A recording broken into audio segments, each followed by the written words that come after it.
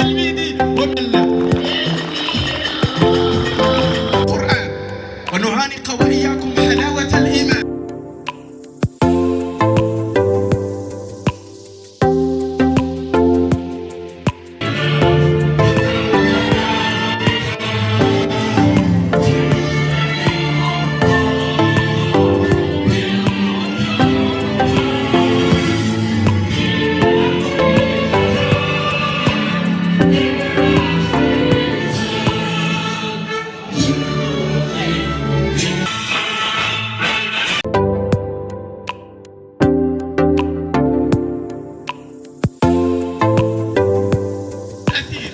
ويختلف الضمير وتفرس ضرائب بلدية أكدز.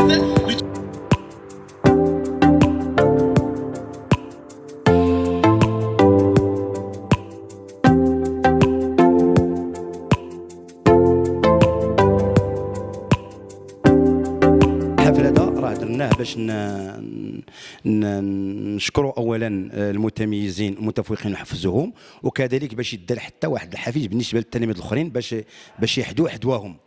وبالتالي اولا كنشكر السلطات المحليه اللي ساهمت بكل ما اوتيت من قوه.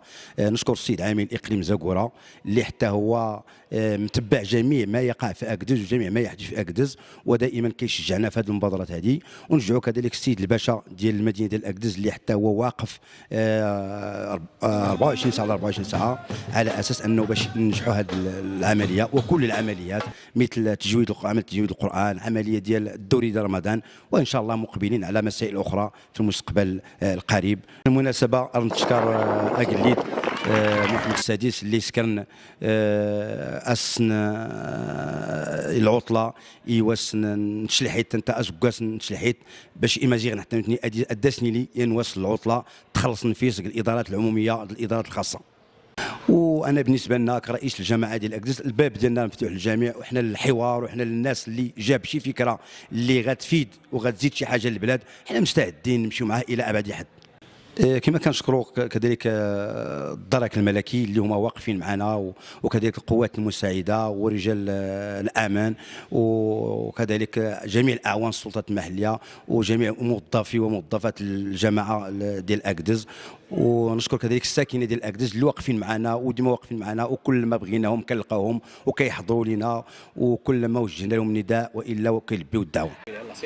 اسمي أفنان بوسكر، أدرس بالمستوى السادس ابتدائي بمدرسة أكدز، عمري 11 سنة. اليوم أقيم بمدينة أكدز مسابقة أي حفل تميز الذي نود شكر الأطر التربوية ورئيس هذه الأطر وكل من ساهم في هذا الحفل، لأنهم حفزونا بجوائز وبشهادات، وقد حصلت بذاتي على شهادة أي المركز الأول في مدرسة أكدز. أود شكر كل من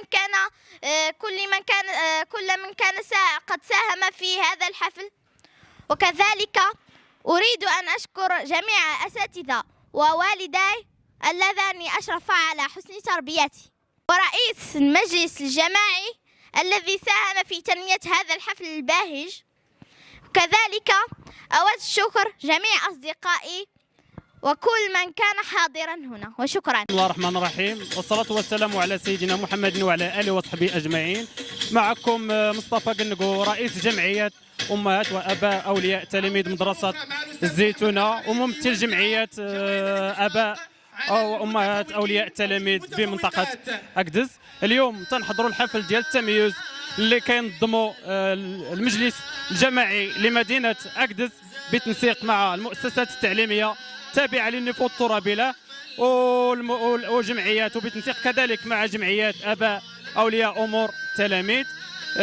هذا الحفل هذا حضروا فيه توجوا فيه 28 متتوج، كينتموا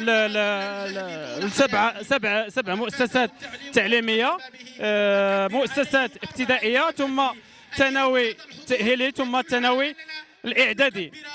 احنا بدورنا كممثلين لجمعيات اباء واطر تربويه كنتمنوا هذه الفكره هذه، وكنتمنى الجماعات التابعه للدائره ديال اكدز باش يقوموا بمثل هكذا مبادرات ان شاء الله. وهذا ان دل على شيء فانما يدل على انفتاح الجماعه الترابيه لجماعه اكدس على المحيط الخارجي ديالها.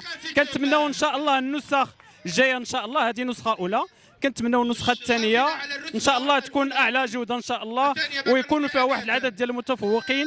وكنتمنى الفكره تعم في الاقليم ككل، ولما لا كجهه ان شاء الله. السلام عليكم، انا تلميذ خالد بتوج من ثانويه الخوارزميه التاهيليه. واليوم يتم تكريمي في حفل تميز المنظم من طرف المجلس. نشكر رئيس بلديه اكدس على اهتمامه بالتلاميذ وخاصه ذوي الاحتياجات الخاصه، كل من ساهم في تتويجي.